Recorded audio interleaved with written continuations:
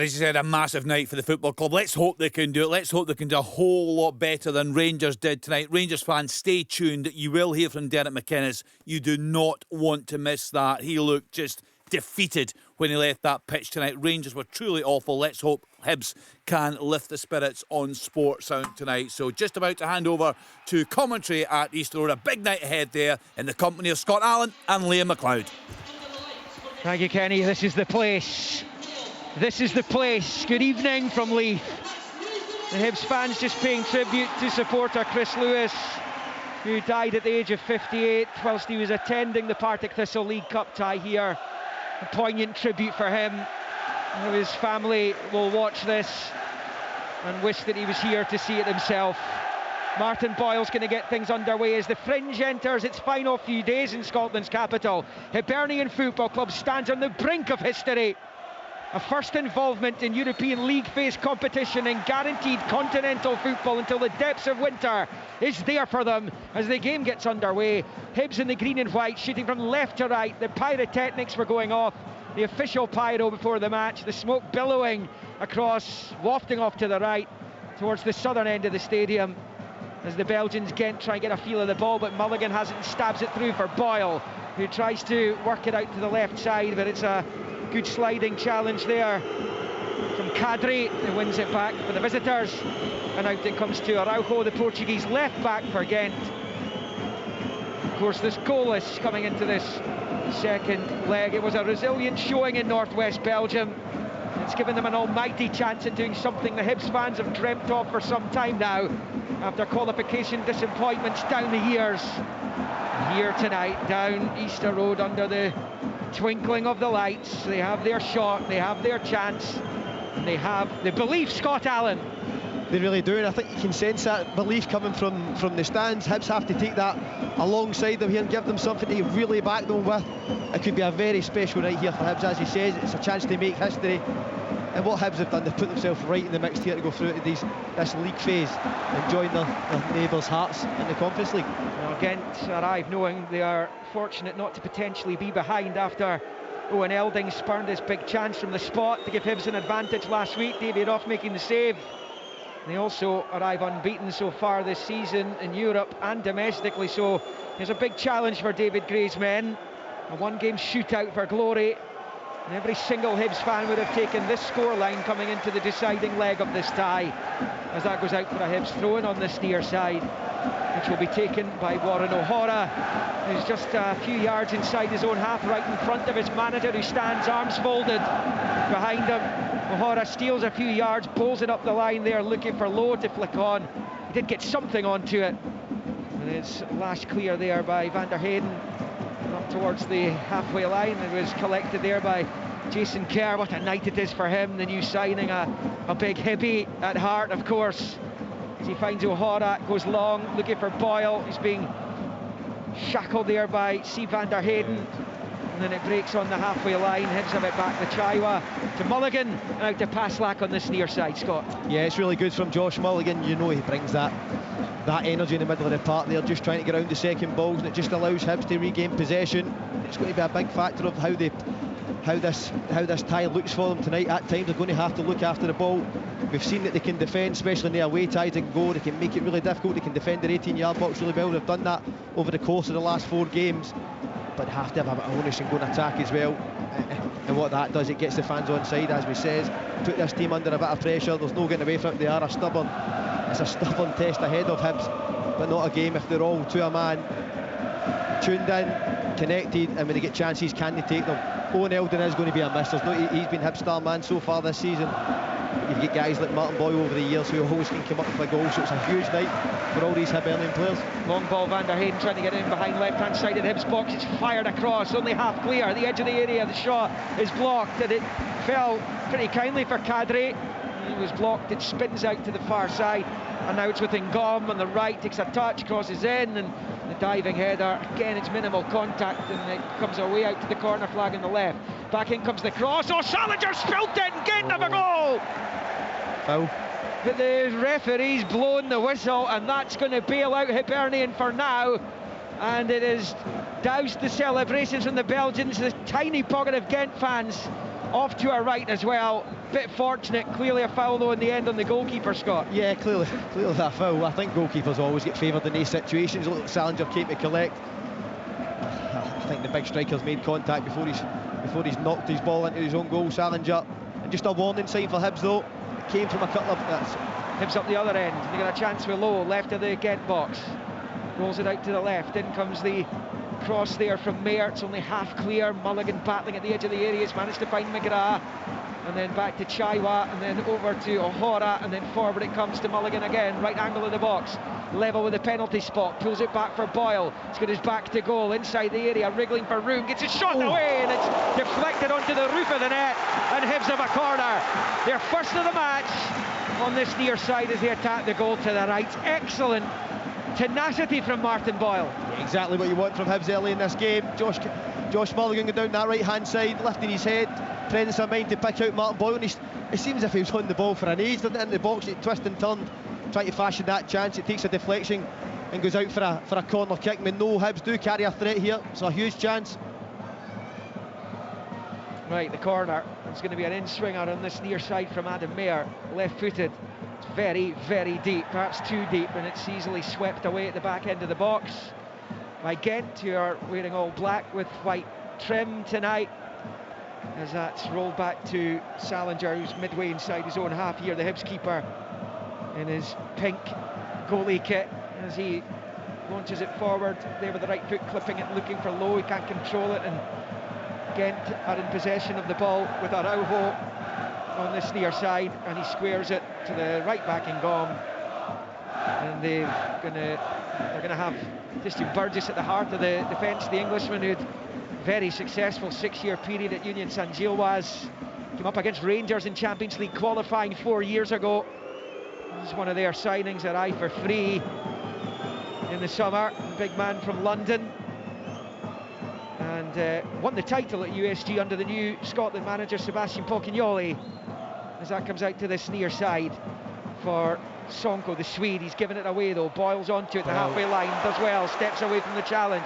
Square ball, Low with the right foot to McGrath, helps it on its way out to the left. Chance here for Adam Mayer, to the left angle of the box for McGrath, to Mayer. It's a low ball across, which is dealt with pretty well in the end by Delors, who clears out to the left side. Second chance to get the cross in, and a second clearance there from Matthias Delors, and out for a Hibs throw-in, which they've taken quickly over in the east stand side, level with 18-yard line. It's pulled back into the midfield for Chaiwa, who shifts it to the left here for McGrath. McGrath will attack the left side of the box. Out it comes to Mayer, level with the Gent penalty spot. Swivels, turns, left foot cross comes in. The header is well wide by Mulligan. He was meeting the sandwich there, which probably did enough to put him off. Lost his bearing slightly. Heads it well wide, 7 in, 0-0, as it is an aggregate. But it's been a decent start by Hibernian. Yeah, positive. They look a threat going forward. I think Adam Mayer, at any chance, he's just looking to put that ball in an area for the Hibs players to go and attack. That time it was Josh Mulligan getting his head on it, just couldn't quite direct it onto target. But just before that, all comes from Martin Boyle again, showing a bit of composure, lifting his head, finding that pass back into the middle of the pitch, and it works its way back out. So ball back towards the Gent box here, and they're having to be very careful as it's rolled out to Araujo. Little back heel for Van der Heyden inside his own penalty box. Shifts it into the midfield for Delors. He goes back to Burgess, who sweeps it out to the right for Ngom. First time. And back to Burgess. Right football is square infield there. And picked up by Van der Heyden, who gets it back immediately from Delors. Then out to Ngom on the far side. Gent just trying to get a feel of the ball. They didn't really impress in the first leg. They certainly didn't take advantage of home advantage last week. Hibs come here having held them, and as I said earlier, if Elding had scored that penalty, Hibs could have gone on and won the match potentially, and come here with an advantage. As Mulligan picks it up, and now it's forward to Lowe's on the turn. He's in the centre circle in the Gent half, and rolls it with the right foot to the left for Jordan Obita, and onto the touchline it goes for Mayer, then back in field for Obita. David Grace played Jordan Obita in several different positions in his team, playing in a midfield role. He's played wing, he's played left back, obviously, left wing back. He's a good option for them, and he's on it again here as he plays it out to the left for McGrath, and then back he goes to Obita, and then to Kerr, and to Salinger. It is Hibs 0, Gent 0. A really good spell of possession there for Hibs though.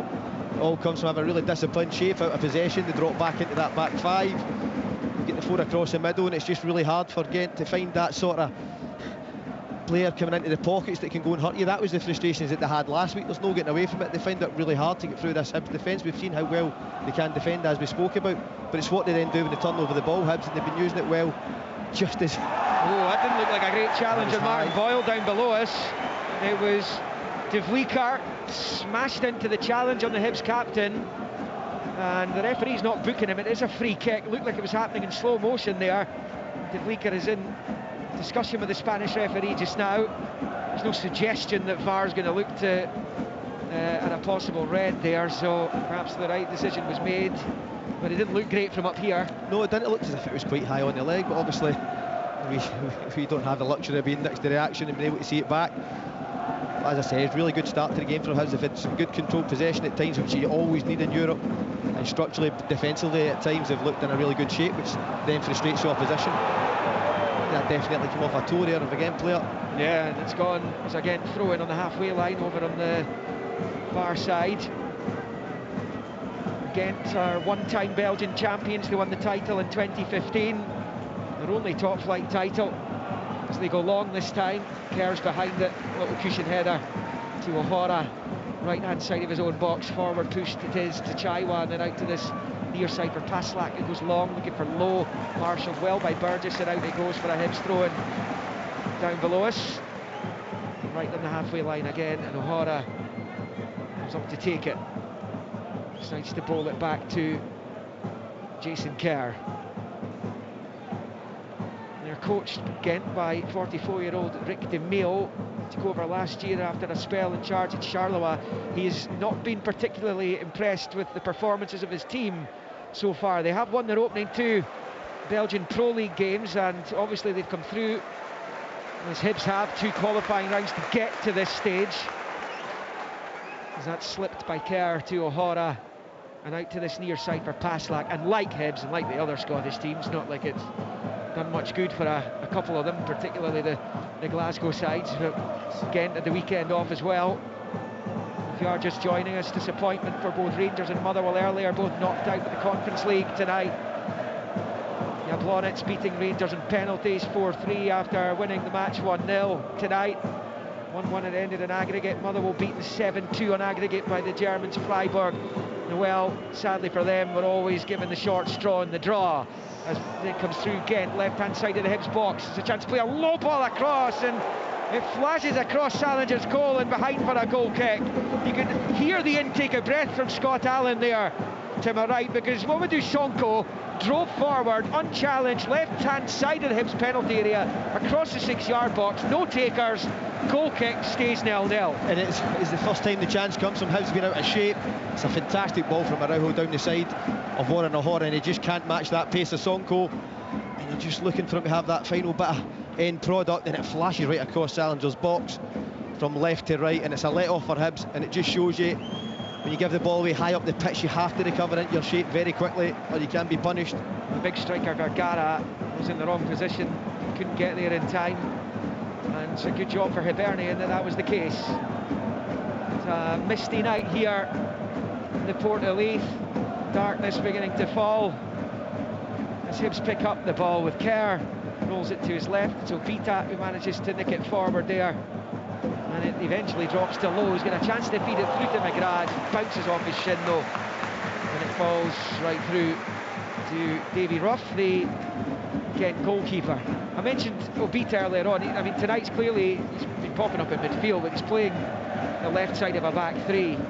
But he is a real dependable character for David Gray, isn't he? Yeah, you've got to take into the experience that he's had and the many games he's had throughout his career. He is one of the main leaders in this Hibs side. I think especially going forward as well, he's one of the most athletic, so he gives you what he's really good at. He can play different positions and he can travel with the ball. That's one of the things I really like him. He can step into the space, and what that does is attracts pressure, and then you can get your Jamie McGraths in the pockets where he can go and try and hurt you. Van der Hayden knocking it into midfield. First time ball though is harmless, and it was off to Lars, who toes it out for a Hibernian throw in down below us here, and Gray just having a word with Warren O'Hara. Level with the edge of the centre circle as he prepares to take the throw and bowls it short in field to Chaiwa. He's not without his suitors just now. He's Chaiwa. Will he still be a Hibs player when the window closes early next month? We shall see. It's back with Kerr at the edge of the Hibs box and rolls it with the right foot to the left there. Obita pushes it forward to McGrath. McGrath there trying to work some space against Devlika. In field it comes to Chaiwa. The shout was man on. He would have heard it, but it made no difference. He's had it nicked off him, and now it's Gent here coming forward here. Sonko up to the edge of the Hibs box, just shifts it in field. A little flick from Devlika. Comes back to this near side, left hand side of the penalty area with Araujo. Level with the penalty spot, looking to find space to cross. He does. It's blocked by Paslak and behind for what, to all intents and purposes, is a really cheap Gent corner. It really is, isn't it? It comes from Chai, but you spoke about what he does bring is that energy. He's really industrious in the middle of the park. But the one thing for me, the question mark, is his quality on the ball. At times he can be a bit loose, none more so than you see there in the middle of the park. I think he's got more time than he has. Pickpocketed from the back, and it then results in Hibs having to defend the corner. It was a good couple of seconds of man on from the fans as well. I shouted it as well. Yeah. Corner here, Matthijs de Large over it, outswinger with the left foot, famous 5 end off to her left. Into the box it comes, and it's just skipped off a Gent head and away out to the right side it goes. The second cross is woeful, and it sails high over Salinger's bar, and that will be a goal kick. The first cross in was excellent though. Direct against Salinger. He's looking for a low, but it's bounced off his head and out to this near side. I've seen Hibs do that a lot over the course of the last maybe 5 weeks or so, and the team's got no one's anywhere near Nathan Lowe to, even if he does bring it down, that he can bring someone else into the game. Is that the temptation when you've got a big 6'4" striker up there? Yeah, of course, because it gives you that outlet. If you feel a wee bit of pressure, I can go long and maybe he'll be able to make it stick. But I've seen it a lot with Hibs over the last kind of 3 or 4 weeks, as I said. And most of the time it results in the opposition landing back on the ball again, so you've got to pick your moments for that. If you can get McGrath and Boyle involved, then clearly Hibs could be onto something given how good they are in front of goal. 16 minutes in, 0-0. It remains Van der Heyden on the ball for Gent in the Hibs half. Knocks it out to the left to Araujo, back to Van der Heyden, forward to Delorge, and then back out wide for Araujo to Van der Heyden. And after a promising start by Hibs, Gent have settled into the match. This is such a huge night for David Gray personally, but also for Hibs as a club. So often they've knocked at the door of group stage and league phase football, and haven't got over the line. Beaten by Legia Warsaw narrowly last season. They try and finally get over the line. Easier said than done at times, although their neighbours doing so last night has put a little bit more pressure on them. As Chaiwa picks up midway inside his own half and stabs it back to Obita. Didn't get a run forward there from Mayer, but he elects to go back to Salinger instead. Takes a touch in his 6-yard box with Vergara lurking. Out to Paslak on this near side, long ball down the right flank. Lowe gives chase, and Burgess elects to head it out for a Hibs throw-in. He's spooked enough by Nathan Lowe's presence. Hibs throw midway inside Gent territory, 0-0. Much better from Hibs there. Obita seen he didn't have the pass forward at the time, resets it back to Salinger, and they work the ball all the way down the right hand side of the pitch, and it gives Paslak just that out ball, and it's in a race between Nathan Lowe and Burgess instead of standing still, and Burgess has to then put it out for a throw in. Now Hibs are back in good possession, and that's Hibs have got to be really sensible at times with the ball. It's a long one looking for Boyle. Van der Heyden misjudged it, Boyle couldn't get onto it, and the keeper comes and claims. I would imagine that see Van der Heyden's heart would have skipped a beat there as that dropped over him. And the one man on the pitch you don't want to be running in behind you is the Hibs number 10, former teammate of Scott Allen's. Knows all about the pace of Martin Boyle, having set him up so often himself. Just hit the space, let him run. Gent on the ball here though. It's pushed in midway point of the Hibs half. It's a lovely ball in behind to the right there by Kadri. It's kept alive. The flag's actually gone up over there, so it will be a Hibs free kick for offside. It's the Hibs 0, Gent 0. With the exception of Hart's success in Vienna last night, it's been a hugely disappointing week again for Scottish football. With Rangers and Motherwell going out of Europe altogether earlier. Celtic dropping from Champions League potential to Europa League yet again. And it doesn't get any easier. This is the last season for, I would imagine, a considerable length of time that Scottish football will have 5 different teams in Europe. That's going to drop to 4 from next season, and whoever wins the Premiership is going to have to negotiate 3 rounds of Champions League qualifying rather than just the one. It will be QR2 for whoever wins the Premiership this season. Whoever wins the Scottish Cup, I think it's the first qualifying round for the Europa League. So we're back to where we were 5 or 6 years ago. It's only going to get harder. There's a low first-time ball out to the left, looking for Mayer. Evades him though, and out for a Gent throw-in, which is bowled back in field to Burgess. He played almost 20 minutes. What's Scott Allen making of this?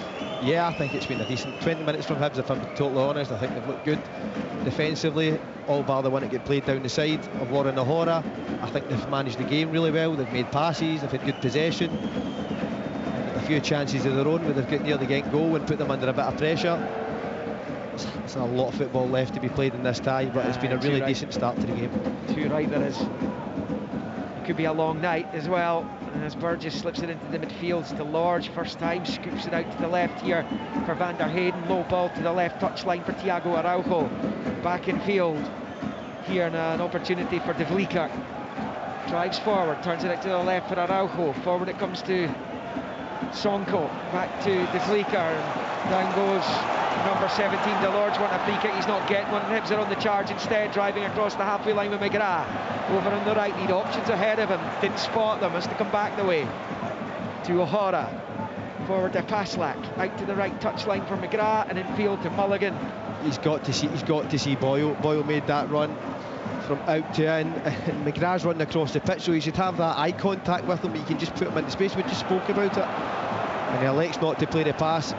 Yes, it's Hibs regain comfortable possession, but that's a chance. You've got them on the transition, and Martin Boyle doing what he does best, looking to run in behind, and a player who we have seen is capable of finding the pass. Chaiwa with the ball, right-footed out to the left there for Mayer, looking for Boyle, who might be an offside there. He's not going to get onto it anyway. It was won by Ngom. The Hibs win it back through Obita. Midway inside the Gent half, it's Mulligan to McGrath, rolls it out to Paslak, right angle in the box, charges forward to about level with the 6-yard line. Now he's at the byline, his cross takes a deflection, and the goalkeeper claims it with both hands. And in 21.5 minutes it stays Hibs 0, Gent 0, as it is overall. Yeah, Paslak going down there on the right hand side. I just wonder if he could have got his cross away earlier. I think he's done with a disguise, doesn't he? The full-back tries to throw himself at it, and then he thinks, I can't get the cross in, and then the angle's then much narrow for him to try and get a decent delivery in. But again, a good sign from Hibs, look to get down the sides, put balls in the box. Hibs have fallen at the qualifying stage of the Europa League and this tournament. In each of the last 8 seasons they've made it into Europe. Closest they've come, Legia last year, was Aston Villa 2 years ago. Beaten the Kosovans Malasheva, albeit they had to go through that tortuous first leg. Came through against Skendia last time, but it's Gent coming forward. It's a low ball back into the Hibs box, which is half defended, chance at the edge of the area. Sonko's right-foot shot is blocked, and going by his reaction, he thinks that might well be at the very least on target, had that not come off the defender and bounced out for a Gent throw-in level with the Hibs penalty spot on this near side. It stays 0-0. We played a quarter of the second leg. That's what Hibs do really well, to get their bodies in the box, not shy to put their body on the line, get in front of it. We've seen it since the season started, none more so that it was Chaiwa that time. Just manages to get his body in the way of the shot. Yeah, and a really poor attempted long throw in by Araujo is easily booted away by Chaiwa. Goes out for a throw in though to Gent on this near side. What do you make of the teams having the weekend off to prepare for these matches? It's not made a hoot of difference by and large. Yes, Hearts went through last night, but going even back last year it didn't work. Are you better playing a game so early in the season? No, not for me. I think you're more worried that someone could get injured, and it is very possible that can happen. I think you want to have the best chance to have your best players available to you, and how you do that is actually not have a game on the weekend, if I'm being honest. It gives you a week to prepare as well. I just wondered, because it's so early in the season, you can almost get caught cold in these matches, albeit you're coming up against teams like, as I said, Gent at the weekend off as well. The games that the Scottish teams haven't won this week haven't came down to having the weekend off. It's come on to tactically at times, and a lot of the time not being brave enough with the ball in possession. That's why they've not. That's why Celtic, for me, didn't make it into the Champions League, and that's why Rangers, as you've seen earlier, obviously crash out the Conference League. Nothing to do with the game being off at the weekend. We'll get reaction from Derek McInnes, Alfred Johansson et al. We get suitable moments in the programme. I know the guys will be working hard to turn the McInnes one round at half-time, and this one here at Easter Road, and it's all about Easter Road right now. It is goalless. Gent at the ball in the Hibs net early on, but there was a foul on Salinger. Hibs have a throw-in down on this near side, and it's going to be O'Hara to bowl it up the right touchline into the Gent half. Down goes Lowe, no foul. He's looking at the referees. He puts it out for a Gent throw-in, but he's not getting any sympathy. Gent have a throw-in which is bowled back by Araujo to Burgess, and he's at walking pace. It's meandering towards the centre circle there, unchallenged at the moment. Still he has it, the Englishman.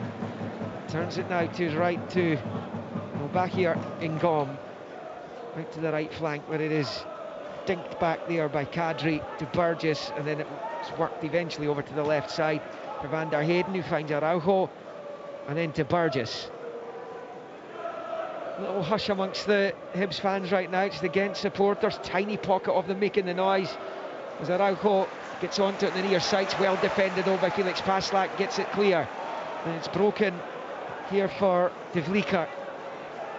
Moves it to his right. There's a chip ball coming into the left side of the Hibs box. It's switched out to Araujo, who takes a touch to control, whips it in with the left foot, and it's headed away by Kerr. It's only half away though, breaks at the edge of the box, and it's De Vlieker's right foot shot, which is fired past the left hand side of the goal frame, and it stays 0-0. But my goodness, Hibs taking a chance, allowing Team De Vlieker to take it down, run towards the edge of the box and smash a shot from distance, and it does go behind for the goal kick and stays goalless.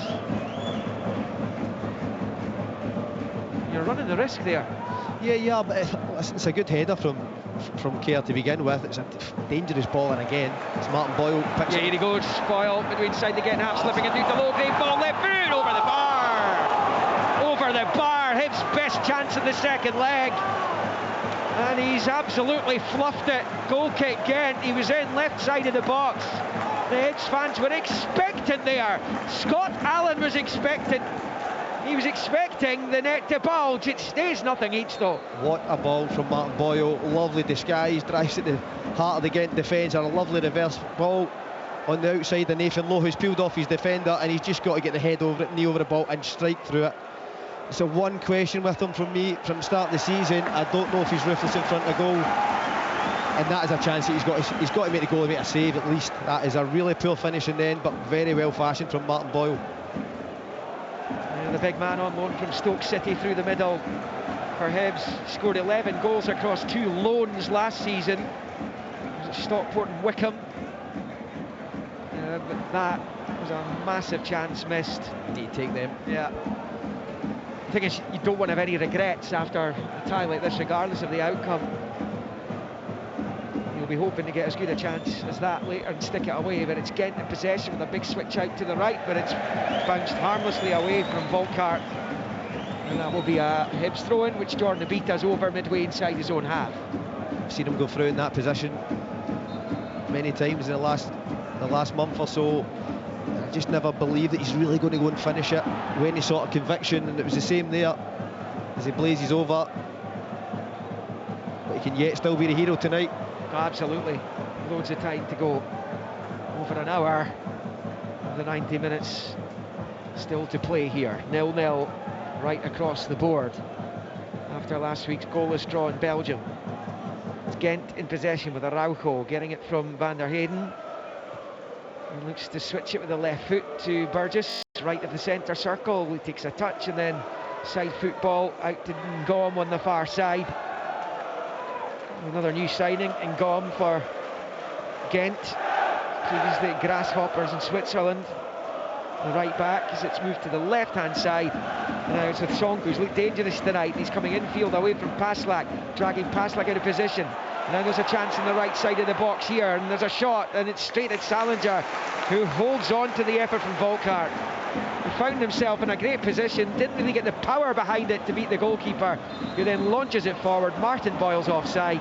Free kick, Gent, 0-0, but it feels like a goal's coming for someone. It does. And again, it's Adam Mayer. Does he need to go?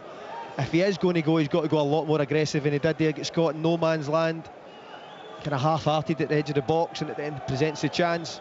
But again, a lot of bodies in there, so when you're a Gent player, you're trying to find that corner, it doesn't really present itself, so you're just trying to get a shot away in target, and Salinger obviously holds for him.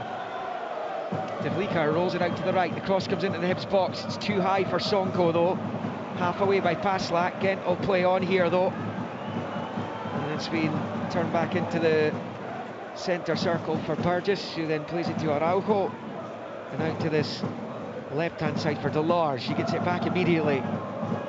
Here, Belgium under-21 international. Delors. Switch out to the far side there for Ngom. And now with Volkart, who had that opportunity just a moment ago in the Hibs box, but it's straight at Raphael Salinger. Gent still in possession. Rolled in field there to Delors. Eventually it's back with Burgess on the centre spot just about. And then to the left for Van der Heyden. Now to Sonko, who goes back to Burgess. Are Gent enjoying this too much for your liking? No, I think you can see what David Gray's trying to do. They showed it last week as well, trying to really frustrate him, not give them much space. They either play in behind or play through as the ball comes into the box. Yeah, which Abita heads clear. It's only half away though. It's going to be picked up on the far side here by Ngom. Turns, pulls it back the edge of the box for De Vlieker. And back out to Ngom. Low ball across, is blocked. It's still there on it here with Volkart. Back to Ngom. Back to De Vlieker, controls with the undersole, crosses, blocked by Chaiwa. Out on the right, it's Volkart, a really deep cross ball, which Paslak heads away in the back post area. Gent will pick up the scraps though on this near side with Araujo. He's had it nicked off him brilliantly by Boyle. Through it comes to Lowe. Across the halfway line was a big striker. He's on his own at the moment. He gets past Burgess, who brings him down. Free kick Hibs, yellow cards out for the Londoner at the heart of the Gent defence. And Hibs have a free kick right to centre beyond the midway point of Gent territory. And that's all stemmed from what looked like a really dangerous moment for the Belgians. And that's Martin Boyle back in his defensive half. Really aggressive with his press, takes the ball. And what he's done really well in the transition moment for Hibs, he's picked the right pass, he showed a bit of composure. And then Nathan Lowe tries to come inside the pitch, and I think he feels the contact and goes down. Burgess now on a yellow card, but really good break from Hibs. And a chance to put a ball in from a really dangerous area. But Martin Boyle, so far in this game, has been Hibs' best player. Fantastic. First booking of the second leg. It's the Gent centre-back, 34 years of age now. Former Portsmouth man. And there will be two Hibs players over this. We've got Adam Mayer and Jamie McGrath. It's right to centre, as I say. It's a chance to put this right into the mixer though. It's Mayer with the left foot. It's a decent delivery with nobody tall enough to get themselves onto it, and sails behind for the goal kick. I think Jason Kerr felt he'd been pulled inside the box there as he went down. The referee's not interested in his appeals, and it stays Hibs 0, Gent 0, almost on 33 minutes. Adam Mayer put that into a great area to go and be attacked. Sometimes the ball comes in quicker than the players can move, but it was in a really dangerous area. That's where you want the big striker at the end of it. Yeah, you're absolutely spot on, Liam. Won the free kick himself. It's Kerr for Hibs, and inside their own half here, out to Abita on the left. Long ball down the left-hand side, looking for Lowe. Beaten to it in the jump by Ngom, nods it forward, and it's a little ball forward there by Volkart. And then to Vlieker, looking to continue the attack here, and he couldn't squeeze it through to Sonko, who might have been in behind. It's blocked, and now it's with Chaiwa for Hibs. Out it comes to Boyle, little loopy ball though, Van der Heyden. And there's a hand used. It's going to be another Hibs free kick. It's a bit further back than the last one. David Gray and Liam Craig down there at the edge of the technical area, trying to get their point across to some of their players as they try and break the deadlock, not just tonight, but in the tie. It seemed like a fairly obvious handball. They're still complaining that it's a shoulder, but it's a Hibs free kick. Now it's about midway inside the Gent half and maybe 10 yards from the main stand side touchline as they attack the southern end of Easter Road off to our right. And what, as I keep saying, is one of the best positions to do this job in Scotland. The back of the main stand at Easter Road, an outstanding view. As Mayer slips it to the left for a Abita, clips it into the box, a poor ball though, and it's comfortable take there for Davy Roof. He holds on to it, and he bowls it out to that right-hand side quickly for Volkart.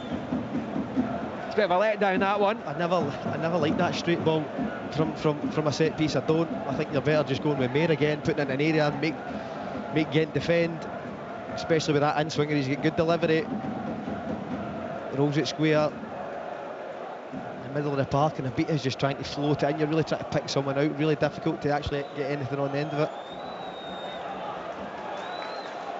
Picked up here by Gent. Van der Heyden out to Araujo. Infield it goes. First time ball back by Sonko to Van der Heyden. And inside the centre circle, it's picked up here and switched out to the far side by Kadri. He's back on it here, the diminutive figure. Good play up. Yeah, the Algerian. Gent have it, it's a big switch again, which is Volkart out to the left here for Sonko. Controls, kills it, level with the penalty spot now. He's attacking the defence, couple of chops and the cross and the header is right down the throat of Salinger from Vergara. But either side of Salinger, and Hibs could be 1-0 down there. That's an opportunity with less than 10 of the 45 to play in this first half of the second leg. It remains 0-0 all over it. Yeah, it's a chance for Vergara. I don't think there was enough purchase on the ball for him to really get power behind it. He just tried to nod it in a corner. It goes straight down the throat of Salinger. Sonko looks dangerous down that left-hand side. Twisting and turning, just trying to find that half yard to put a ball in the box. Yeah, he's didn't score at all last season, Sonko, after joining from Häcken in Sweden, his homeland, but he did manage one against Louvière in the league, a 2-1 victory. As I said, Gent have won both their league matches. It's been a mixed bag for Hibs. Defeat here to Motherwell, but did go to Ibrox and beat Rangers. As Araujo collects and rolls it back to Van der Heyden, and then to the edge of his box for Burgess. Fires it with the right foot out to that right side for Ngom. He's giving it away. Sloppy play from Gent this time. McGrath's onto it. He's facing away from goal and turns it out to the left for Mayer. Mayer's away from one, couldn't get away from the second. It's come off him last, says the referee. And that will be a throw into Gent. Thought he made the wrong decision there to go on the outside. I thought the pass was into China and then try and get that switch of play. Run into trouble. Gent in possession here. Van der Heyden striding out of defence, striding up to the halfway line, rolling it to the left side for Araujo. Back in field to Van der Heyden. And on the halfway line is to Vlicker. Right foot low ball to Van der Heyden to his left. And back it comes to Vlicker. Shifts it left to right of the centre circle for Burgess and out to the right touchline for Ngom.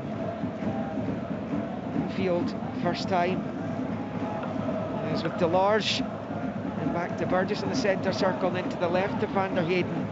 Patient play by Gent. They try and find a way through. They're pretty comfortable in possession at times tonight.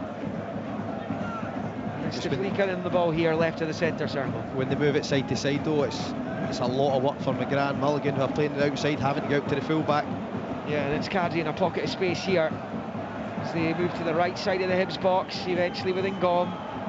Back it comes here, chance to cross potentially, eventually comes to the left. Araujo, ball into the box, a shot and it turns in!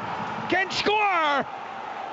Youssouf Vergara on the turn, deflected high into the net past Salinger, who couldn't get there, and the Belgians strike first, the first goal in the tie, and it comes 38 minutes into the second leg.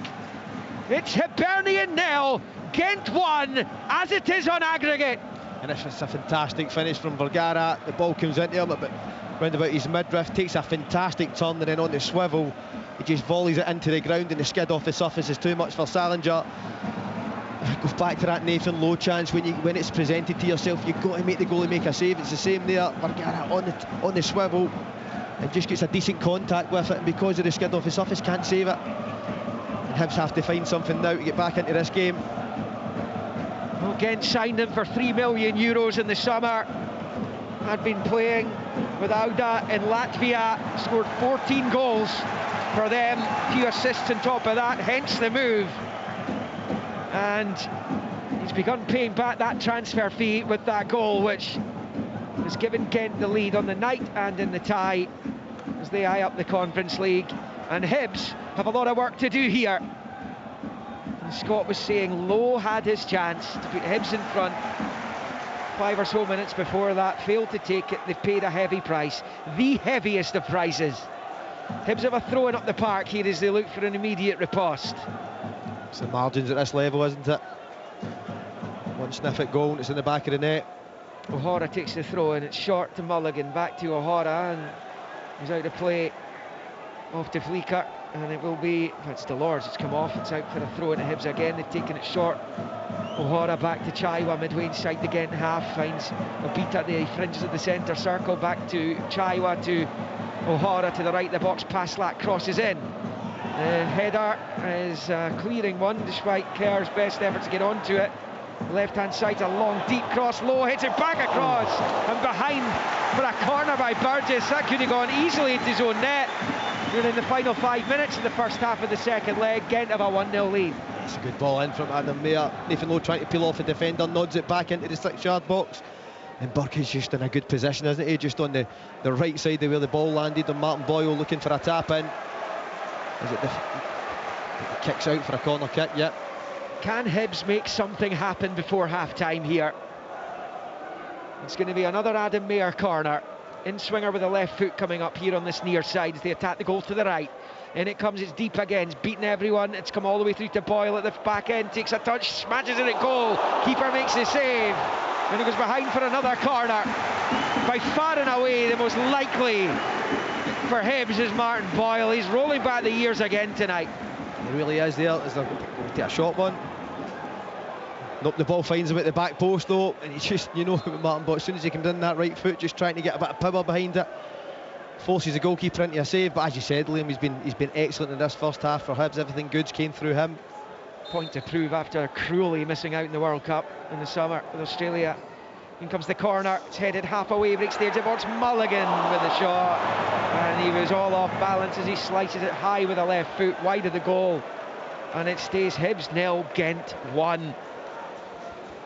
Yeah, not Josh Mulligan's forte that, when it's bouncing to the edge of the box, you just have to make good contact. He just slices it, doesn't he, over the bar.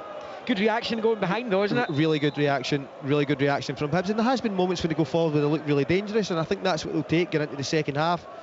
If it stays at 1-0, and if Hibs get the next goal, the whole momentum swings again. Gent will start to feel the pressure. They want to get this crowd involved though, don't they? That's the thing. So often I've been in Scottish stadiums on European nights when the opposition score, it just can fall flat so quickly. There's chances here for Hibs. And there's Kerr on the ball inside his own half, out to the left for Abita, back to Kerr. He squares it to O'Hara, to Kerr again, first time low ball back to his goalkeeper. Salinger short to Kerr. You can hear it, can't you? It's not quite pin drop levels, but the Hibs supporters just want something to grasp onto. That Boyle shot had them on their feet there. Listen, Hibs have been fine in this first half. Hibs have done really well at times. They've been undone by a moment of brilliance from the striker. Here's McGrath driving forward, stumbles, goes down, gets the free kick, and yellow cards out for Thiba de Vlieker, second Gent player in the book. Hibs trailing 1-0 as the clock ticks towards the break, 43 played. A chance here again to put some pressure on this Gent defence. How they'd love an equaliser before half-time, which changes everything. Changes the complexion, changes the scoreline most notably, and changes David Gray's half-time team talk. It alters his plan for the second half. McGrath's over it, right footed coming up midway inside the Gent half, over on the left, into the box it comes, headed half away. There to the edge of the area, breaks to Mulligan. Pushes it back to Paslak and then fires it with the right foot, back out to the left for McGrath. Infield to Chaiwa. Chaiwa looks up, ushers it out to this right side for Mulligan. He's at the right angle of the Gent box here. Josh Mulligan, can he find a cross? Level with the penalty spot now, right side of the area, wins the corner. Off to Lars. Finishing the first half strongly here, Hibs, but they do trail 1-0. We're in minute 45. There's another set piece opportunity right in front of the Gent supporters who are enjoying their trip to the capital. Too much for David Gray's liking right now. Will be another Mayer corner, another in-swinger, another opportunity for Hibs. When it comes to the back post area, as a header towards goal, it should be the keeper's, and is, and it stays Hibs 0, Gent 1. They need to find something from somewhere. They do have time though, a whole half of football to come. But whilst they've had a couple of chances, most notably from Lowe and Boyle, just need that spark in the final third. And there's no stoppage time, which is unusual. In fact, it said 44-58 when he blew. The Spanish referee for the interval here, and are we facing more Scottish football disappointment tonight? Hibs at least have time to do something about it. Unlike Rangers and Motherwell, who exited earlier, unlike Celtic, who exited the Champions League earlier in the week, Hibs trailing to a Youssouf Vergara goal, which was brilliantly taken on the turn, smashed it home, and it did take a little nick on its way through. And it's given Hibs a problem in that they are 1-0 down on the night, and indeed on aggregate, as they try and make a little bit of history for themselves tonight and make Scottish football feel a little bit better about itself as well. That goal coming on 39 minutes. They had the ball in the net early on, did Gent, ruled out for a foul and Salinger. Vergara was challenging. A couple of dangerous balls into the box, but Hibs will look back at their two huge opportunities. Nathan Lowe with an effort left side of the box, found by Martin Boyle brilliantly when he fired wide across the bows of the goal frame and behind, away from the goalkeeper. And then Martin Boyle, trademark from him, left side of the box, dropped the shoulder onto his right side, smashed for goal, saved at the near post by Davy Roof. And that means the half-time scoreline in Edinburgh in the second leg of this Conference League playoff tie is Hibernian 0, Gent 1. Hibernian in the UEFA Conference League playoff round. Live on Sports Sound. From BBC Radio Scotland. Radio Scotland Breakfast. Starting the conversation every weekday morning. Quick point to pick with you, Phil. When we discuss exam results and all the rest of it, and some of us are completely frank about it, and you come on and say, I am mixed. But when you say you had mixed results to the nation, what were your higher results? Lauren McKeever's just told me them. No, I haven't. I told you his sons. Oh, I see. I thought they were your results. Yeah, here's a dilemma. Which one is worse? You or you? I don't know. What happened to the saxophone? You flunked that. Yeah. We're running out of time, producer, aren't we? I think we need to move on to the next thing. Join Martin Geisler and Laura McKeever for Radio Scotland Breakfast. Listen tomorrow morning from 6 on BBC Radio Scotland and Sounds. Well, that all sounds very jolly. I'm not sure there's such high spirits on Sports Sound tonight. It's been absolutely horrendous, I have to say. And Hibs not very good in that first half there at Easter Road. If you missed it earlier on, a dreadful night for Rangers and the supporters. Going out on penalties to Jablonec, 4-3 on penalties after go down 1-0, and that was 1-1 in aggregate, no goals in extra time, and they crashed out in penalties. So we'll hear 7 minutes of Derek McInnes' media conference in the next couple of minutes. Andy Halliday, Stephen Thompson, Tom English with me in the studio will get their thoughts on it. The guys were very strong on what they witnessed earlier tonight out there in the Czech Republic. What have you witnessed in that first half, Scott Allen, through Easter Road? With so much expectation, I think the atmosphere sounds terrific, a full house, but the performance not up to scratch so far?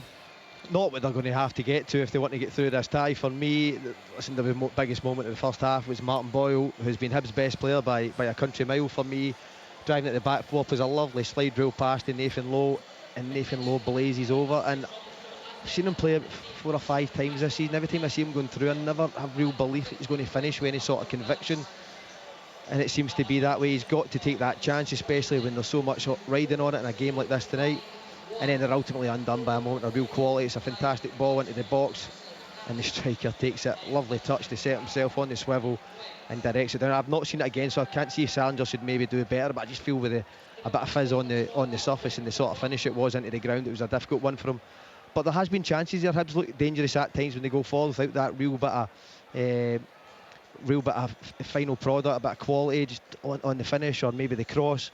But there is a chance for Hibs to get back in this game. I do feel that in the second half there will be opportunities, but Nathan Lowe, if one falls to me, has to take it. But Martin Boyle been the standout so far for Hibs. Yeah, he's been very, very good. Let's hope they can turn things around in the second half. Full second half commentary to come from Scott and Liam there at Easter Road. Let's now focus on what happened earlier on Sportsound. An embarrassing night for Rangers. A truly awful performance from Derek McInnes's side. After the game, he spoke with the media. Derek, how do you begin to explain what happened out there?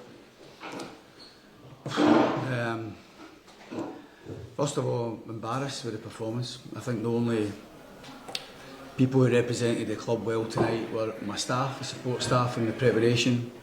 We do so much right here to get the players ready and in peak condition to go and perform. And the supporters who, to a man, were outstanding, getting behind the team. Despite watching what we all watched, it wasn't a good performance at any stretch of the imagination. And then you think you might just get through. It shouldn't have come down to two boys, James Penrice and Finlay Curtis, in tears for missing a penalty kick. It shouldn't have come down to that. And you know, I'm not going to sit here and make any excuses whatsoever. It wasn't good enough. Yes, there's been a big turnover of players. Yes, we look very inexperienced at times.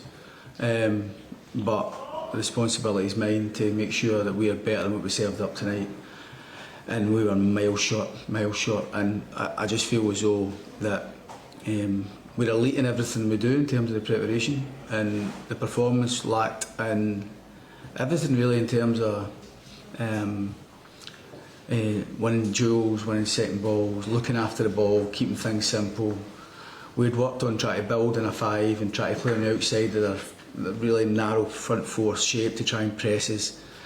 And we wanted to be more progressive once we got into the wider areas, and little minimum signs of that in the first half. But our press wasn't good enough. When the press was good and we go man for man, we're not strong enough in the challenges, we're not strong enough to win second balls, we don't win tackles.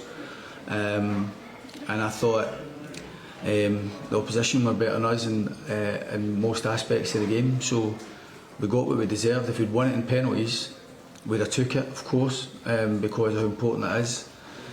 But we'd only have covered over the cracks, to be honest. I'm mortified with the performance. And I know you can lose games if ever, you can, been in it a long time, but we should have enough in the building to take care of that tonight.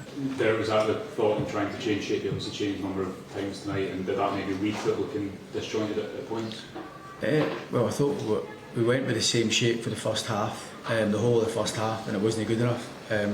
So we had to do something. I actually thought then, take the anxiety out of it and try and, I thought we needed a bit of experience on the pitch with Lawrence, and we just thought we'd go with the two strikers, match up in midfield and try and get a foothold in the game. And at times there was, we maybe take the sting out of the game, and that's fine and well, that's only part of it. You've got to be proactive and do more with the ball when you get it. And you have to say that I look at us now and I'm thinking, well, we're no great as a possession-based team at the minute. We don't look so confident with our work. We're not a counter-attacking team enough, or effectively enough, at times. We don't look like a team who are happy when we go direct. And teams need to be something. So we tried to go and match up in the middle of the pitch, because I thought we were losing that fight in there. We needed to be the extra body in there, and at times we went towards the end, we bring Boyan on, we go 4-4-2 just to try and win the game in extra time. So it's my job to try and find the answers in the pitch, because what was happening wasn't working, and I was more than a bit disappointed with what was going on. But listen, I can accept us not being on point and playing well all the time, but I can't accept, and we shouldn't accept, that losing individual battles, losing duels and second balls and not winning enough tackles, and just getting the momentum of the game going our way, because sometimes in tight games that's what it takes to get us going. But I thought we looked young tonight, I thought we looked inexperienced at times, and I thought we severely lacked in quality. Now, we're obviously trying to make some signings to help with that side of it, but we need to be doing so much more as a team to perform better than we did tonight. Just on transfers, Derek, is Nico any closer to leaving, or any closer to bringing other players in? So there's been no offers for Nico. There's just been quite a few conversations, and so I don't know where that was. Certainly not today ahead of the game. I hadn't heard anything, so I don't know where that's at. So if that may or may well change, but I did think we lacked a bit of experience in the middle of the pitch at times. I think any team would miss somebody like Nico were asking, but I need to say that's not the reason why we've lost tonight. We should still have enough in the building, as I said. I think I'll take responsibility for the result, but the responsibility is shared. The players got to be better than that. We know that. It's my job to help the players, but they've got to help themselves as well. And it's such a low point. I'm embarrassed with the result. I'm gutted for the supporters because they've came here. We come over on a charter flight, we stay in a nice hotel, we get all the preparation, and they come here whatever way they can, and they'll still make their way to Aberdeen. And they don't always need to see their team perform brilliantly, but they do deserve to see their team perform way better than that. And for that, it's not good enough. Derek, it's been quite a difficult start for you, and you'll know that this result tonight will compound this. How hard do you think it will be to win these supporters over, many of whom are furious at what they saw tonight? Yeah, no doubts they're angry at that night, and why would they not be? It's nowhere near good enough to say that. I'm embarrassed that we've served that up. I think we've watched the last couple of nights European football. You've seen the aftermath of Celtic going out and shock of that, and the outpouring of anger towards that. But then you look at Hearts last night, a team playing with real desire and togetherness and digging out a result when the chips against it. I wanted us to be that team tonight and just stick together and make sure we just won the tie. We know that we've got huge improvements to make here, and I do think that we have to try and win games of football. It certainly should be winning that game tonight as we work along. And it has. We've come into the game on the back of 2 wins. And although we scored 5 against St Mirren, we weren't brilliant last week. And I'm not kidding, I'm saying 2 wins, but we should be winning with a bit more style and a bit more conviction. So we've came into the game scrambling for some sort of confidence, scrambling to get some positivity. But I just thought that the team who deserved to get through went through tonight, and that's hard for me to take. Right, Derek McInnes, embarrassed with the performance, said he was mortified, no excuses, they were miles short. A couple of things I'd like to get into. We've only got a few minutes before we head back to Easter Road. He said also that they lacked quality. A few strange things in there for me, Stephen. He said 2 elements needed praising tonight, the fans and his support staff. That was a strange one, that, for me. They're all in it together, they're not. Yeah, I don't know. I think what he's trying to suggest, the way that there has been criticism of his support staff, hasn't there? Yeah, well, I think what he's trying to back up his staff there, obviously. Yes. But also he's trying to say that the players were prepared to go out on the pitch tonight with a plan. They didn't carry it out. But I mean, he fronted up. He knows. He said he was mortified with the performance, and so he should be. I mean, it was just nowhere near good enough. I don't think he knows what his team is going to give him, and that is the biggest problem. They don't have an identity, so it's very much on his shoulders to rectify that and find an identity for his team. Because right now at this minute in time, he doesn't know what they're going to get. The fans don't know what they're going to get. Nobody knows what Rangers are. Yeah. What he said, Andy, and you touched on this earlier on, but we heard a bit of an explanation from Derek McInnes there, what they were trying to do tactically. Mm-hmm. Did that make sense to you? Yes and no. I actually pointed out, me and Tom were talking about it during the first half, that they dropped Dan Neil into a back 3 and asked James Penrice to play as a central midfielder to negate the press of Jablonec's front two and essentially front four with the two wider players. But he mentioned elite preparation and then spoke about that build and then spoke about man for man. Now, I question if that was preparation or instruction. And there's two hugely different things. Preparation is working on it day in, day out in the training ground. Instruction is telling your players that's what you want from them. And the reason I point that out is, we're not at the game, but we see the pictures here. The amount of times that Rangers players were waving their arms towards the bench, signalling, if I had to go man for man, do I step in here, do I have to go, and that's and that. If that's the case, that's instruction they were given. It wasn't preparation. They weren't worked on when to do that. And I mentioned it a couple of times that they went man for man, but as soon as their midfield was breached with a forward pass, Rangers looked caught in between, do we stay man for man or do we rotate into a shape and get compact? So I'm not too sure. And listen, we're not privy. I'm not inside the four walls, but what I will say is, from what I watch, they don't look as if they're elitely prepared. Right, we're going to get more into this. Tom's writing a piece as well up on the website later. We'll get more reaction after this game at Easter Road. Let's hope Hibs can turn things around. We need some positivity in sports sound tonight. So back to Scott and Liam. Hibs trailing 1-0 as Gent prepare to kick off the second half in the black and white, shooting from left to right towards the south stand. Hibs will shoot, as they tend to do in the second half of games, towards the famous five end in their green and white, right to left. The referee from Spain is just about ready to go, Senor Martinez Manuera, and it's the Belgians who kick off, and it's rolled all the way back to their goalkeeper Ruff, who plays it out to the right here for Ngom. No changes for either team for the start of the second half under the lights here in Lee. So Hibs with Salinger in goal. They've got Kerr, O'Hara, Mubita with Paslak and Mayer as the wing backs. Mulligan, Chaiwa, McGrath, Boyle, Lowe. It's Ruff in goal for Gent, and it will be Ngom, Burgess, Van der Heyden, Araujo, Delorge, De Vlieker, Volkart with Kadri and Sonko, with the goal scorer Vergara leading the line. And it's Hibs on the ball wide in the right here with O'Hara, who turns it all the way back to the halfway line. Perker, he sweeps it first time right-footed, right to left of the centre circle for Abita, out to the left here for Mayer, and down the line for McGrath. Hibs 1-0 down, but still with hope, as it's Mayer to the left, to the byline, pulls it across, cleared by Burgess first time. He's under pressure from Nathan Lowe's right behind him. It's get out for a Hibs throw-in, which Abita takes, chesting it down there and getting it back on this left side from Mayer.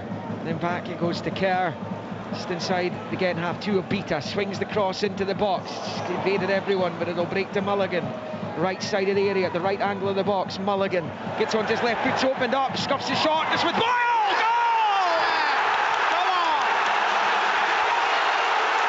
Martin Boyle sends Easter Road wild on the 6-yard line. He broke too fortuitously, but he did the rest. And Hibs are level within 2 minutes of the restart against the Belgians. Boyle, as he has done so often in over 10 years of service to Hibs, turns up, and it is Hibs 1, Gent 1. It was always going to be that man, Martin Boyle, if Hibs get back into this game. It's really good play from Josh Mulligan. He cuts inside the pitch in his left foot. Past that gives him overload, it gives him that wee bit of sight at goal. Listen, it's not a clean strike, he's trying to strike a goal, but Martin Boyle just loitering and shows that bit of composure, control with the left foot, side foot's at home. I think we'll go to VAR just to be sure. I think in case Boyle's offside, you mean? No, I think the Gent players are moaning about a handball. Right. A cross came in to begin with. Nathan Lowe gets his body across, and then I think Martin Boyle tries to do the same. Looking at it, yeah. They're going to come and look at it. The boos from the Hibs supporters. Boyle thought he'd level the tie at 1-1, as it is, or as it would have been on the night.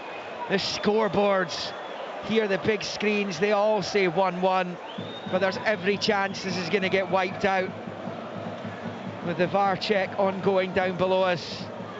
Juan Martinez Manuera is down here having a look back at it, and he's seen 2 or 3 replays. He turns back onto the pitch, and the referee is going to give a free kick to Gent for a handball. Some of the Hibs fans thought he'd given it, but it remains 1-0 to the Belgians. Boyle's goal will not count. It won't count, but it gives you a lift, doesn't it? It certainly lifted the fans there. Yes, there's disappointment, but Hibs have started the second half really well. They're asking questions. I don't think Martin Boyle even has to do what he does as well. I really don't. I seen it come. I did initially think that. Did he move his hand towards the ball? Well, disappointment. Yeah, absolute disappointment. An anti-climax of the highest order for the Hibs fans. But yeah, it did get the fans going, but they can't let the heads go down so early in the second half. Hibs have got to use that as a driving force, and it's McGrath trying to do exactly that. Out to this near side Mayer, stabs it infield to Chaiwa. Forward it comes to Boyle. Boyle does enough to force it to Mulligan. Mulligan's got pass slap wide in the right, level with the penalty spot, looks up, low post, brilliant! The goalkeeper holds on. Low got the slightest touch onto it. Boyle attacked it as well, but Davy Ruff holds on. Brilliant. Yeah, they've given it away. Boyle all over him on the far side, the defender, but has he brought him down? Yes, he has.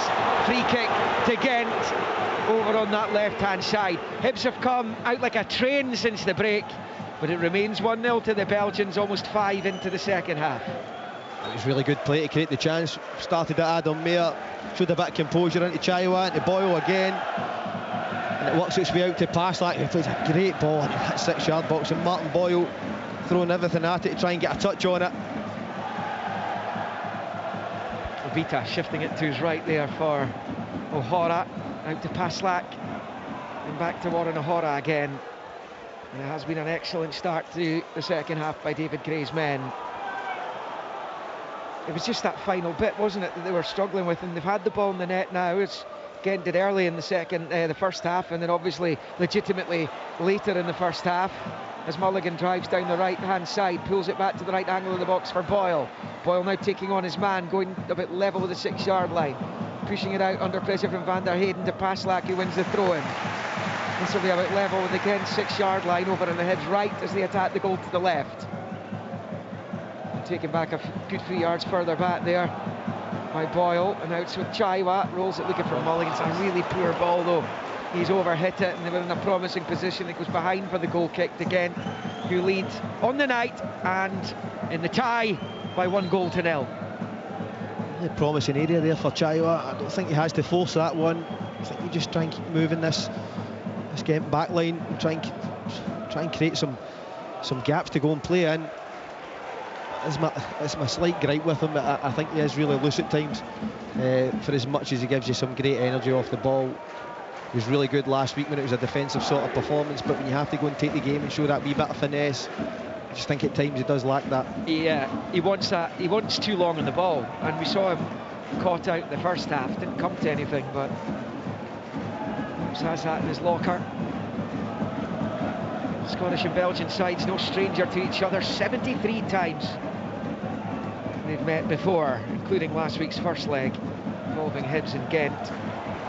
32 wins to 23 in the Belgian side's favour in that particular head-to-head, as Hibs collect with Mulligan on the near side with his pass up the line. It was the wrong side of Mayer, and out for a throw into Gent, level with their own 18-yard line. And it will be Ngom to take, as Gent look to try and build into the second half. They've been under the cosh, to be fair, in the opening 7 minutes of it. Yeah, Hibs playing all the football in their half. Exactly what you'd want to see, the sort of response going into the second half, and what's at stake for Hibs if they can come through this tie. More of the same. As it stands, they're joining Rangers and Motherwell on the scrap heap. As we said, after the Gent goal went in, at least they've got time to do something about it. It's back with Salinger at the edge of his box. And a pretty even game across the board, really. Salinger plays it short to Kerr. Safe option as Kerr takes it up to the halfway line. Double cup winning captain for St Johnstone, even after several seasons at Wigan. Giving it away, Hibs is broken down. There's a chip ball forward. Salinger comes a long way from home to deal with the flag. Actually goes up against Vergara anyway. And it will be a free kick for Hibs midway inside their own half. Jason Kerr running into trouble there.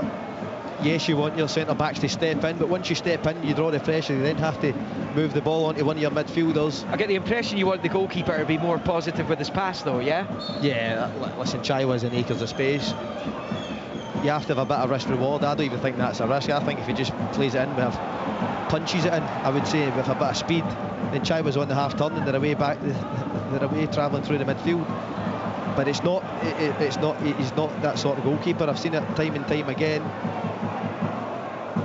So he plays him that one when he's on the safe side, but the one when he's actually on the side where he can go and cause a bit of problems for Gent, he elects not to, but that's brilliant from Mulligan. Over on the right hand side, driving forward deep into the Gent half, rolls it to the right there for Passlack. It's the nutmeg, he's in the box, pulls it across, it's blocked. Does it come off him last? Yes, it has. It's going to be a Gent throw in. Over on the far side, it comes to nothing. It's another example, though, of that final bit we keep talking about in the final third, and in the box on this occasion from Felix Passlack. Everything good coming down that right hand side, though.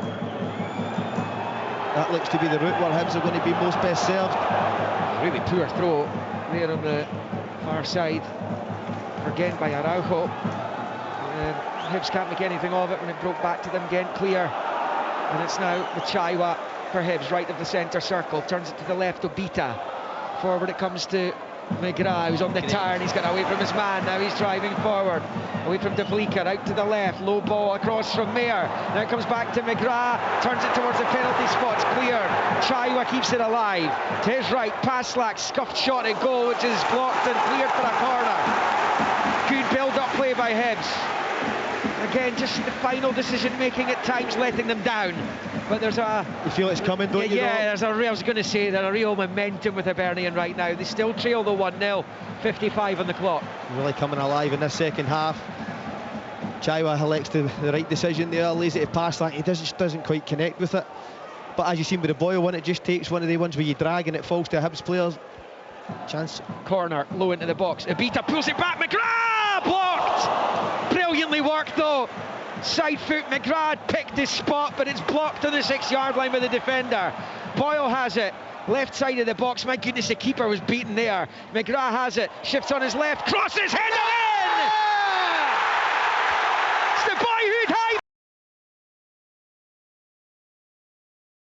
Jason Kerr, who bullets them level against the Belgians as they seek the Conference League. Fantastic stuff. Hibs have been outstanding since the restart, and that cross over to the back stick finds Kerr, who plants the header home. Surely that one not getting ruled out. And what a moment personally for Jason Kerr, who signed for his boyhood club in the summer. And it's a massive goal. It is Hibernian 1, Gent 1, as it is an aggregate. And none more so than they deserve for how they started this second half. It's Jamie McGrath, the creator, a lovely Cruyff turn, and it just floats a great ball into the box, and it's all about desire. Jason Kerr wanted to be the guy on the end of it, and he nods home for an equaliser. Game on. Yeah, that one stands. It is all square at Easter Road. And just listen to this place now. Just listen to it. Here come Gent looking for a response, but it's a switch that's gone over the head. Hibs over to the far side of Sonko. Hibs have to stay with their foot on the gas here. There's more goals in it for them. We spoke about how important the next goal was going to be, and momentum would swing. Gent would start to look nervous. This has been a battering since the turnaround. It really has. I don't think Gent have been anywhere near the Hibs box, but you have to keep that mentality, really take the game to them. I think that's what the Hibs fans have been crying out for. We saw that with Hearts last night. Pretty poor first half. Second half they were outstanding. You have to be brave in these European games, Liam. Hibs have certainly been that in the second half. Well, this is your shot at it, isn't it? This is the chance. This is the shootout. Absolutely. This is what Hibs have been waiting for so many years. 1-1. They've been beaten over the last decade in qualifiers by Brøndby, Molde, Rijeka, Aston Villa, Midtjylland and Legia Warsaw. The last two both coming last season. Some good teams, William. Yeah, to be fair. To be fair. There's a header away by Burgess as Hibs come forward again. Break to Chaiwa. Bouncing ball, gets it under control, goes down. Hibs still have it anyway, the ref's allowing them to continue. Obita shifts it out to the left for Mayer. Real momentum here, the wind's behind them. It's McGrath onto the right foot, crosses in deep towards Boyle. Manages to head it back with every sinew he could manage to the 6-yard line when it's cleared. Hibs win it back on the far side, brilliantly for Paslak. Boyle, his cross is poor. He got it level with the 6-yard line. He fires it over the bar and it stays at 1-1 right now, but the effort is applauded by the Hibs supporters. They know how important Martin Boyle is to this team. He still is. Talisman looked to be on his way out of the club in the summer.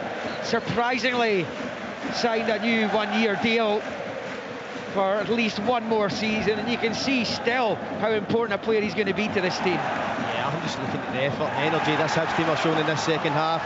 You've got Gent launching the ball now from the goalkeeper. I think that suits Hibs down to a tee to go and attack it. Yeah. Is Chaiwa now on the counter-attack again? They've got to make hay while the sun shines. It's Chaiwa down the right, he's gone down. Both players have gone down. It's gone against the Hibs midfielder. Gent free kick, left of their own box. It's Hibs 1, Gent 1. Yeah, I think he's hurt himself there actually. I think he tries to do the old Ronaldinho flip-flap there and miscues it. The two players are still on the ground.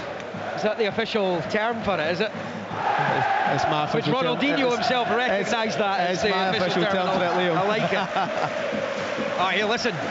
He's one of the best players to watch on his day. He's actually been booked for that, Chaiwa.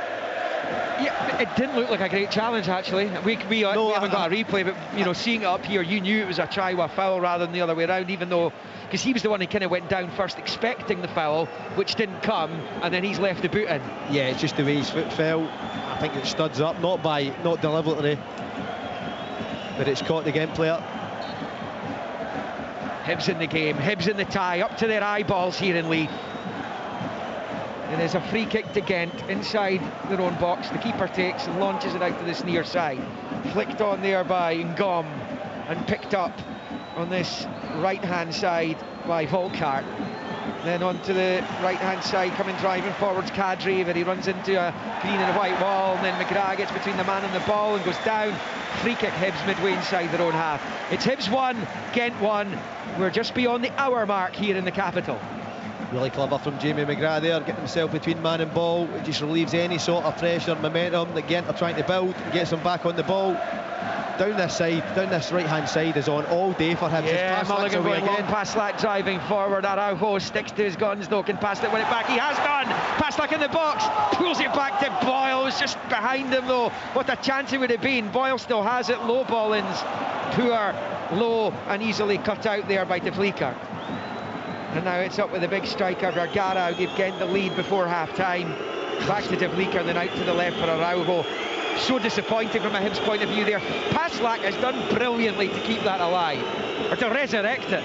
But you cannot miss that pass, Liam. That is a simple 5-yard, take care of the ball. All he has to do is roll it in front of Martin Boyle, who then steps onto it. And then comes to Martin Boyle, and see, because there's so much energy now, they're starting to make decisions just off the cuff. Still need to show a bit of composure in the final third. As much as you want to channel that energy, but still show a bit of composure, and the second goal come for Hibs. Gent are going to make changes in just a moment. We'll get to those shortly. It looks as though they are going to go first. The next break in play. David Gray yet to look to his bench. Obita with a long ball forward, which is hoofed to safety. And now it's on this near side, a little ball forward by Kadri. Now it's with De Vlieker, gets it back midway inside the Hibs half. No ball in field to Kadri. This is the longest that Gent have had the ball since the break. As the Hibs fans boo, it's Burgess in the centre circle, pushes it forward there to Delorge, into De Vlieker to the right, and then out to Ngom. Now De Vlieker again. No ball forward, is gone straight to Kerr, but his ball out of defence is poor, and Gent have it, but that's another poor pass. This time it's Kadri, and Obita's onto it and sweeps it out of play for a throw-in on this near side. Double change coming up here then, and one of the players coming on is Kyle Wilson, who was just signed from Swansea. was on loan at Falkirk last season. You might remember, scored a few goals, 3, 1 assist as well. Started a 4-1 win over Hibs in late January for the Bairns. So he's come on, and the other man who's going to make his way onto the park here is going to be the number 59, Mamadou Diallo. A double change for the visitors, and I can understand the manager making those changes right now because they're not in the game. Yeah, they need to get some sort of out ball. Hibs really frustrating them at this moment when they're going forward. Hibs getting back into that shape, forcing them into mistakes. As you said, that momentum with the goal certainly adds a different factor onto the game for Gent. Try and wrestle back some control of this game for them. It is the Belgians in possession here. Burgess gets it to the right-hand side. Forward it comes to Wilson. First touch for him. Was backed away to De Vlieker. Long ball with the left foot, pinged out to the left touchline. A brilliant pass. Araujo nicking it forward there to Diallo. Looking to get the cross in, and he's won the corner. So it was bouncing off O'Hara. So Gent have managed to get a foothold in this match just in the last 5 minutes or so. And the scores level at 1-1 tonight and on aggregate.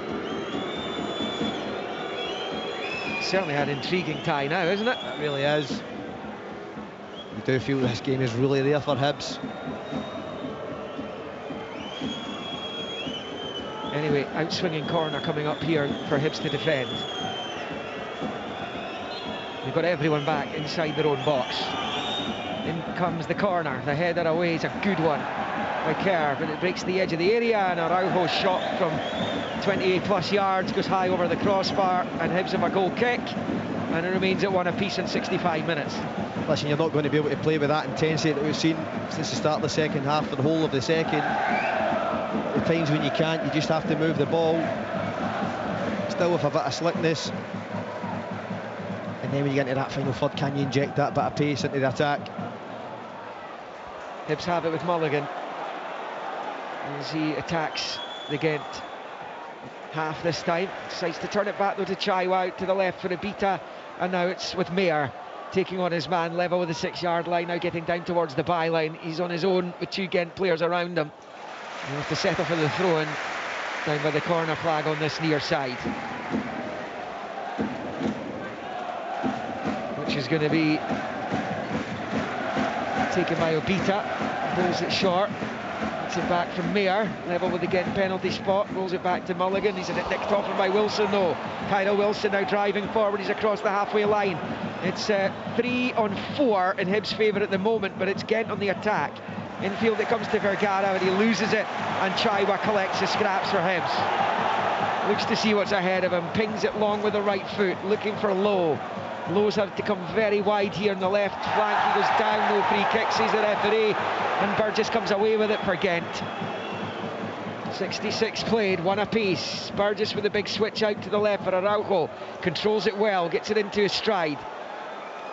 Looking for an option ahead of him. And then turns back facing his own goal and rolls it to De Vlieker. Or Delors rather. And then Burgess on the halfway line, out to this near side for Ngom. Back in field to De Vlieker. Lowe is in close attendance, shifted out to Ngom on the right, back to Burgess, and then forward it comes to Delors, to De Vlieker, and out to this near side touchline. It's picked up by Volkart. Now Ngom gets his cross in, it's not a great one, it's blocked by Kerr. Kerr is to take it out wide, slices his clearance out. Gent have a throw in about level with the edge of the D of the Hibs box on this near side.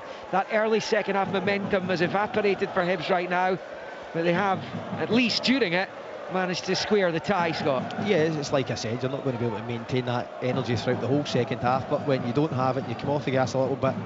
Can you use the ball better? You also seen a couple of moments ago, Josh Mulligan just has to move it side to side, and he gets caught, want too much time in the ball, and then you have to defend a counter-attack, and then it becomes a bit more like basketball. You want to try and control that, so you can still have controlled possession without the same intensity, but then once it goes forward, can you get numbers forward? Can you do what we've seen from the start of the second half? Big pinged ball there by Delors. A big switch again out to the left, and Araujo's taking it down, and he manages to whip it across before it went behind the byline. Hibs caught a little bit stunned there. I think the fans all thought it had gone behind the byline before the cross came in. When it came, eventually it does go behind, bouncing off Wilson, and Hibs do have a goal kick, and it stays one apiece. Dodgy moment there, because I think the way that the Hibs fans reacted, the players heard that as well, expecting a goal kick to be awarded, but play went on. They went on and it looked like, I don't know if it was Abita or Adam Mayer who didn't quite react to it the same way. Obviously then goes out for a goal kick in Hibs' favour. Just to try and get back on the ball, be brave as they were doing from the start of the second half.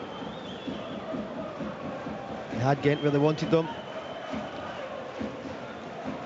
Yeah, how do you view this now, going into the, well, we are now into the final quarter of the 90 minutes? I think from a Hibs point of view, you're absolutely delighted how the second half's went. I don't think they've had to defend any sort of real chance from Gent, but at the same time, you don't want to give them any oxygen. Hibs have it. Oh, that's a foul by Chaiwa. Abita was about to take control of it there. And they took off the two tricky wide players, Gent, and Sonko and Kadri, in making those substitutions. Generally speaking, Diallo's come on as a defender. Always felt there'd be a stage like this in the second, especially in European football, where you kind of wrestle that control, especially in the middle of the park, for periods of the game. There's a chance to cross. Comes in from the right-hand side, it's blocked, and then cleared by Obita at the byline. Up towards Low. The header's won there by Chaiwa needs to be careful. Yeah, he's on a card. Fleeker has it, gets it forward, it's blocked and cleared out towards Chaiwa on this near side. It's good play by Chaiwa. He's away from Delors, he moves it infield to Mulligan, Boyle's away to the right, he's got Paslak to his right as well. It's with Paslak, runs towards the box, runs into Araujo though, and they have it back here to the Belgians, and that's been turned out to that left-hand side for another one of the subs, Haj Sek. He's driving forward unchallenged into the box, he's going to shoot, and it's blocked there by O'Hara. It's a dodgy moment there, he had the freedom of the port relief for a moment. Did Sek, he was just on. His efforts blocked. A scary pace on the counter-attack that is. But I feel Josh Mulligan doesn't have to pass it, just keep travelling with the ball, look to get a shot off. And he rolls a 5-yard square one to Paslak, who's then confronted by a Gent defender and have to defend the counter-attack, and as we've seen there, here's some serious pace. Yeah, brilliant run by Sek. But on the far side, just a youngster, 19. Very much a proper left winger, as we saw there, in full flow. Here come Hibs, being shifted forward to Chaiwa. It is 1-1. The final 20 minutes of the 90. Out to Paslak, back it comes to O'Hara, sweeps it right to left for McGrath. McGrath takes it up towards the edge of the Gent box. Left of the D, out to the left-hand touchline for Mayer. Shuffles forward, gets to the byline away from Wilson, gets the cross in and beats everyone and comes all the way through to Paslak over on the other side. Paslak back to O'Hara, encouraged to shoot, he decides to do so, it's charged down though. Chaiwa picks it up. Now it's with Mulligan, the edge of the box, looking for space to shoot, he does, and down low goes the goalkeeper.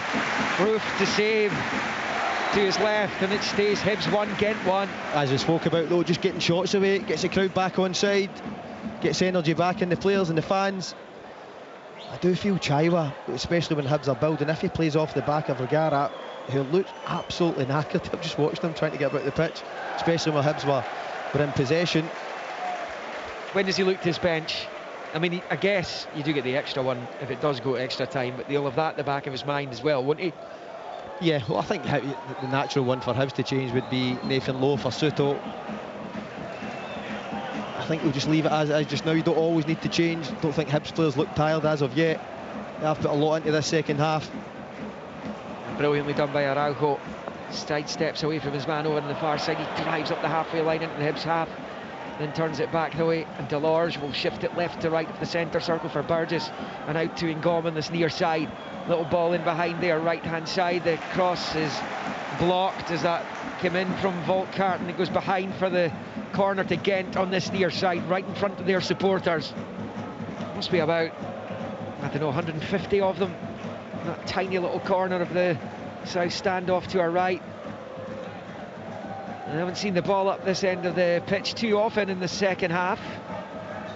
On 73 minutes, with it all square and on a knife edge at 1-1, it is a Gent corner, and the Hibs are going to have to be really concentrated here. It will be Matthijs de Laarge to take in swinger. The ref blows the whistle. Here comes the corner into the 6-yard box. It comes off the post and clear. There was a header. It might have been Burgess got on the end of that, but anyway, it bounces off the goal frame. I'm not sure if Salinger got a touch or not, but it's cleared by Hibs, and that's a dodgy moment. They've survived. It stays 1-1. Jason Kerr does incredible after it hits off Salinger's left-hand side post and just manages to get a head on it. It's a nod in the back of the net. I don't know who it is from one of the Gent players. It just shows you have to be super focused, especially defending these set pieces. Gent haven't troubled them at all this second half. Yeah, but they've come very close to putting Hibs behind again there. This is Sports Sound, BBC Radio Scotland, here on digital, online at bbc.co.uk/Sports Scotland. Ante Schuto will be on momentarily for Hibs, as Cairo Wilson has it. Low ball into the edge of the box, and then the little touch, the edge of the area, kind of lets Sek down, but he's managed to get back onto it wide right. Here it's Martin Boyle who's going to be coming off, as de Laarge squeezes it forward. Wilson's cross is poor, and that's going to go behind for a goal kick to Hibernian. It stays 1-1 with just over 15 minutes of the second leg to go. And Schuto for Boyle, Scott, he's slightly surprised at that. Yeah, I just felt Martin Boyle was Hibs' most dangerous player. But he is still jogging off. He's been fantastic tonight, hasn't he? He really has. Anything good from Hibs has came from him. Some real energy, great quality on the ball. Unlucky not to have himself a goal. A huge opportunity here from Schuto coming on. He has a handful.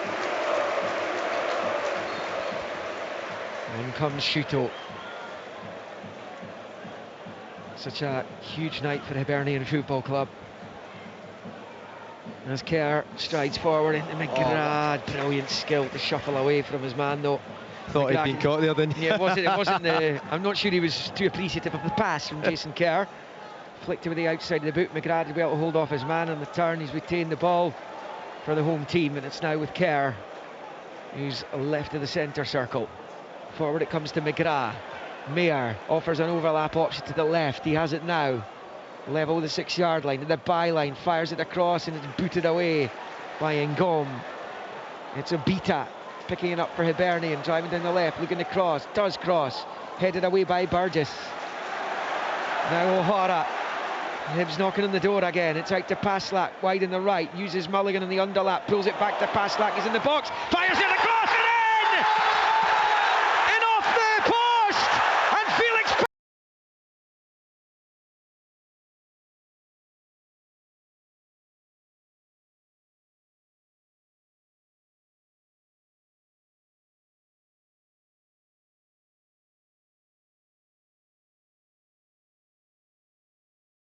Paslak in the famous five end has turned the tie in Hibs' favour. He's been outstanding tonight. Brilliant run and a lovely give and go. Got it back, tight angle. He's rattled it across the face of goal. In off the reverse side post. And it nestles back in the net. A wonderful moment. This Hibernian looked to make history tonight and reach the Conference League for the first time. It's Hibernian 2, Gent 1. A massive moment here in the Portaleaf. It really is. Hibs in the driving seat. The stadium has came to life. What a goal. It's brilliant. It's down that right-hand side. We said Gent looked really ponderous down that left-hand side of theirs. Paslak, always aggressive with the ball. Plays the 1-2 with Josh Mulligan. It's a great presence of mind to play the reverse pass inside the pitch. And what a finish from Paslak. He absolutely drives that into the back post and off the post.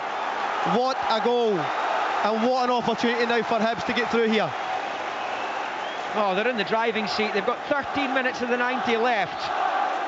They need to keep this sort of aggression in their play. Still too early to drop off the game for me. but at the same time, David Gray will look at the side over the last couple of European ties and how well they've been defensively defending the box. What a second half performance so far from Hibs. He has been a bit of a goal threat, Paslak, since arriving at the club. He scored against Celtic and Kilmarnock last season, scored in the home victory over Malasheva here this season. And that one there, my goodness, that could be priceless for this football club. It really can. He's been such a good signing for Hibs. Such a threat going forward and really, really good defensively as well. What a signing he has been. Brought in from Bochum. Near 3 years in the German second tier. But great pedigree, having been on the books at Borussia Dortmund for over a decade. And he's given Hibernian the lead in this playoff. 2-1 tonight, 2-1 in aggregate. And they are now so close to a momentous moment in the managerial career of David Gray. Unofficially knighted by the Hibs supporters after his famous Scottish Cup winner. The manager might have his best moment as Hibs boss if they can see this out now, Scott, without a doubt. Yep, and he'll have real belief in this side now. Listen to the crowd, really, with the players. And it all comes from the energy on the park. Hibs started the second half like a train, getting hardly offered anything going forward out with that counter-attack that we've seen. McGrath for Hibs digs it out to Mayer, who goes back to Obita. And now to Kerr and then to Salinger. Have to manage the game. Yeah, there's no onus in Hibs to go forward now. You don't need to be taking reckless risks as they look to join Hearts in the Conference League phase. Celtic in the Europa League. Everyone else is out. Here's McGrath. Down he goes in Gom's challenge. No foul. Looked like it from here. Yeah, it did. And the referee disagrees, wags his finger in the face of Jamie McGrath, and Gent have it with Burgess at the edge of his box. I don't think you'll see as much now as Paslak looking to get down that right hand side. I think he'll just sit in. Same with Adam Mayer on the left. A really rigid back five. Seto's going to have to be your outlet. He's going to have to make the runs down the side of the Gent defenders, give them that out ball. Well, Gent are going to make a change in just a moment. Laszlo Benes, who started the first leg, Slovakian international, is going to come on, and there'll be a double change because they need something to happen for themselves now, and it will be Ibrahima Cissé who's going to come on for the visitors, who now need to find something from somewhere, and in truth they've looked pretty rudderless and toothless in this second half so far. That's brilliant from Hibs. Yeah, played it out beautifully from the back. Mulligan finds Jaiwa. Stay in the ball, you'll find, yep. Just turns it out to this left-hand side for Obita. All those... That's managing a game, keeping the ball. They're turning it all the time and the pressure just coming back on you. You've seen how that goes. I was going to say, all those moments are so important when you're at this stage of the game, and it's still in the balance, even though you have the lead. The game management. And as Mayer comes driving down the left, he gets the cross in and is beaten away by the keeper. That would surely have rubber-stamped Hibs' place in the Conference League. They might get another chance here. Mayer comes down the left again. Him and Paslak have looked excellent as attacking fullbacks tonight. I've really liked the connection between McGrath and Mayer. Mulligan trying to swerve his way through in the box, couldn't quite manage that though, and it's launched to safety. Soft. Triple change for Gent. And the other player coming on, apart from the ones I mentioned, is Leandro Lopez. And Benes will come on as well. They're going to take off Van der Heyden. They kind of got to go for it, in fairness. I think they've looked tired second half, Gent. I really do. Not been able to match Hibs' energy. Volkart coming off as well. I haven't seen as much of him in the second half. Right coming on. Imagine that'd be for Jamie McGrath. Well, McGrath coming back into the team tonight, I think he's just looked outstanding as well. He looks like the Jamie McGrath we've come to expect in Scottish football. Hibs are such a far superior team when they have him in their side. He's got that real guile, quality in the ball. First and foremost, that composure. what that does to players round about, he just settles everybody down. He certainly brought that tonight. Fantastic delivery for the equaliser, wasn't it? On comes Callum Wright. Yeah, wonderful ball. And it's the man from Merseyside, Callum Wright, who arrives after a few years at Preston. The long ball forward is away and out for the throw in the near side. Of course, former Hibs boss Paul Heckingbottom at Preston. Remember him? Yeah. Zingom, the throw in, a dreadful header by Obita, goes back towards his own goal, and Hibs have put it behind for a needless corner with 7 of the 90 to play, leading 2-1.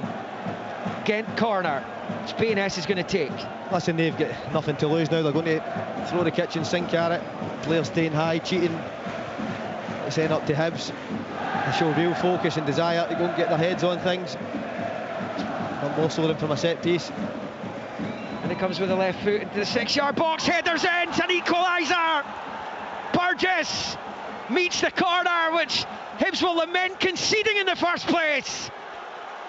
And Burgess rescues Gent with an equaliser with just over 6 minutes and then 90 to play. Hibernian 2, Gent 2.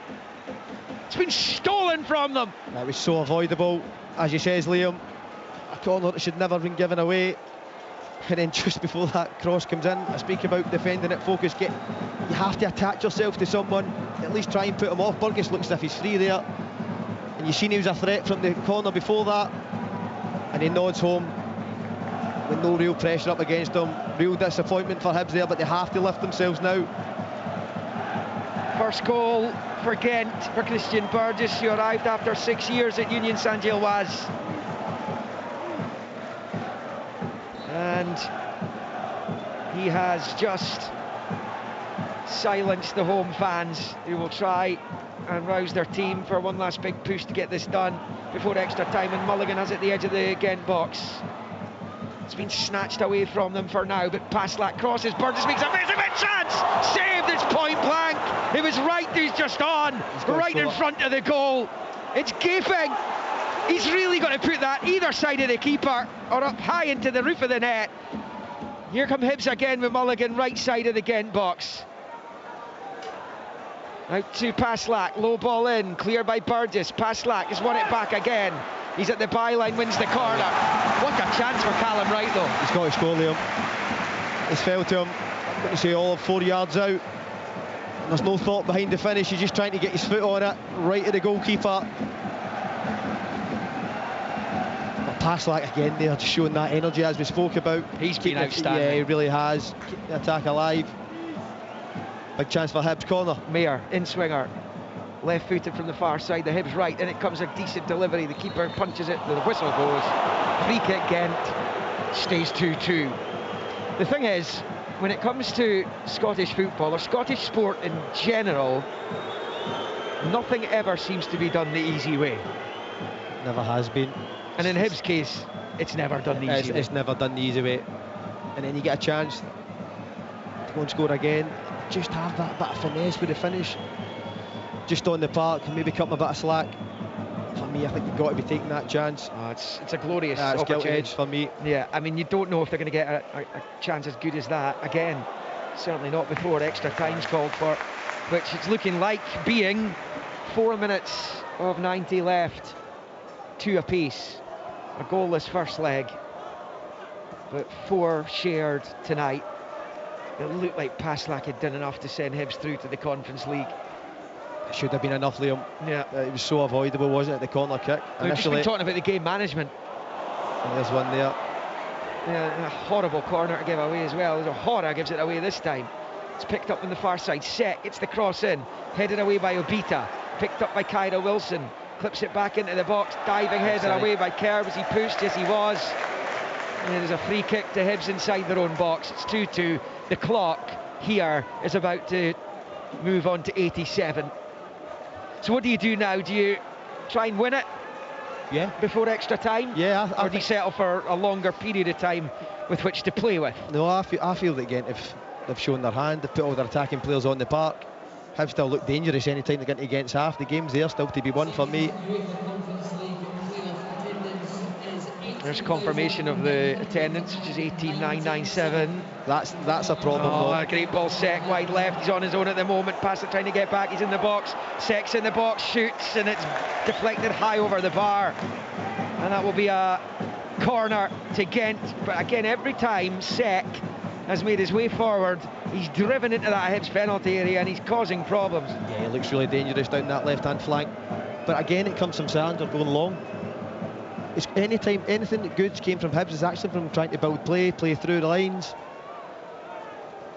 So it goes long, low, doesn't win the header. Yeah, counter-attack. They conceded from their last corner. Did Hibs?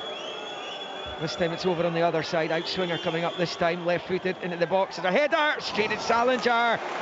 But it's another opportunity. And Vergara threw himself at it. Unfortunately, from a Hibs point of view, it was straight at Salinger, who held on to it. Hibs win it back this near side by Lowe, who finds Wright midway inside his own half, though. He's gone back the way. The groans from the Hibbies in the stands as it comes to Kerr, who's got an option in Obita on the left if he wants it. Instead, he takes it at walking pace up to the halfway line, forward to Wright, and then to Chaiwa in the centre circle. Hibs had this tie in the palm of their hand. It was theirs for the taking. Might still be though. Kerr, long ball, looking for Mayer on this near side. Has he kept it in play? Yes, he has. Flicks it over his head though. You don't need to foul. Wilson going after it. Wilson beats him to it and then smashes it back off Mayer and out for a Gent throw-in, level with their own penalty spot on this near side. Suddenly this is right back in the melting pot. 90th minute underway here at Easter Road. Extra time is looming large, as it did for Celtic, as it did for Rangers, as it did for Hearts. Hibs still have a free kick. Foul on Chaiwa, chopped to the ground by Wilson. Free kick Hibs on this near side. And there's going to be another change. It's going to be Megwa for Paslak, I believe. Paslak, I mean, what do I know? I would suggest he's man of the match even without his goal. And he's coming off. He's obviously not got extra time in him, Scott, should it go that far. No, and Megwa's came in at times and been really good for Hibs of late. Maybe worried about that pace down the side on the counter-attack. Is this the big moment then? Callum Wright over it. There's going to be 3 minutes added and we're into the first of them. Hibs have 3 minutes to win this before extra time. Wright sends it into the Gent box, right-hand side of it. 3 Gent players try and get their head onto it and it's nodded half away. Kept alive by Kerr. Bouncing inside the box. Eventually it's hoofed away by Vergara.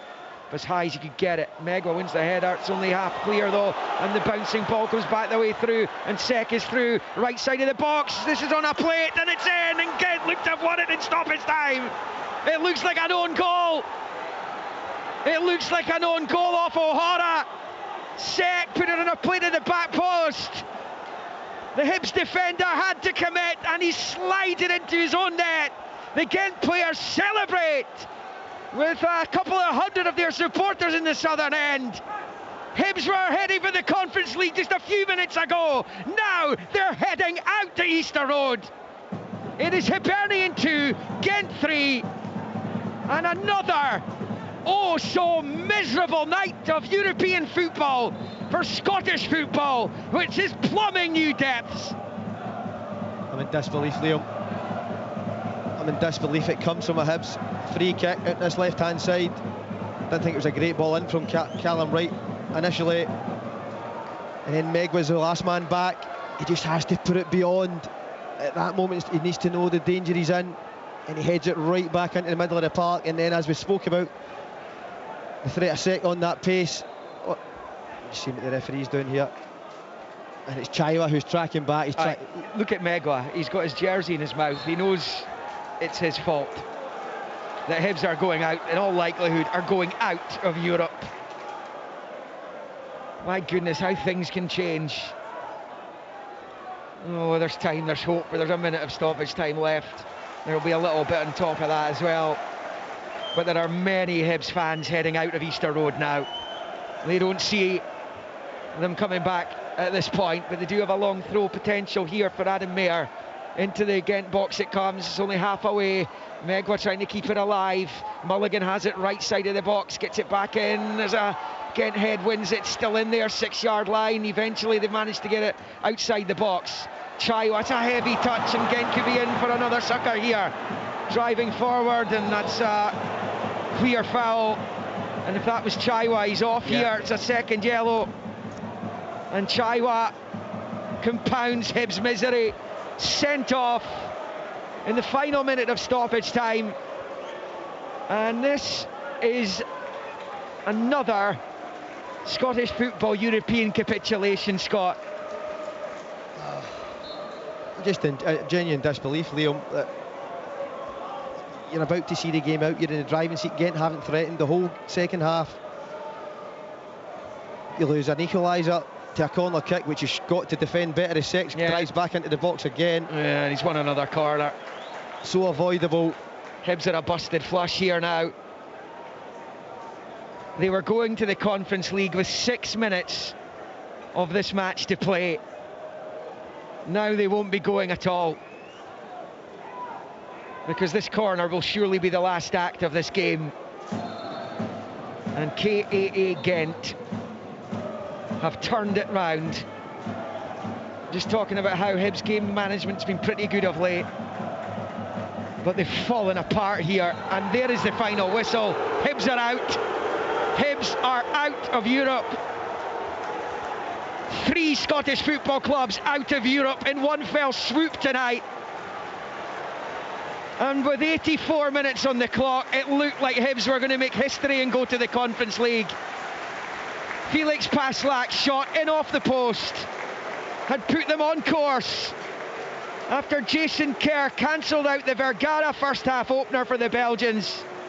But a Burgess header with 6 to play and an Obita own goal in the first minute of stoppage time have sent Hibernian tumbling out at the playoff stage. It is a familiar tale, and they join Rangers and Motherwell in the European scrap heap as the coefficient takes another absolute battering, and it's only getting worse from here. So many more qualifying rounds are going to have to be won, even by the champions of this country.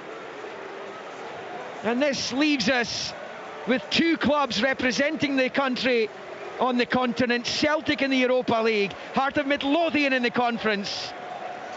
But for Hibs, it's a late collapse, and it's going to be a tough one to come back from, that's for sure, as David Gray, head slumped, makes his way towards the tunnel. He cannot believe what's just happened. The Hibs fans filing out of Easter Road cannot believe what's just happened. But what's just happened is their European dreams are over for another year, because it finished here at Easter Road. Hibernian 2, Gent 3, and 3-2 on aggregate to the Belgians. Hibernian in the UEFA Conference League playoff round.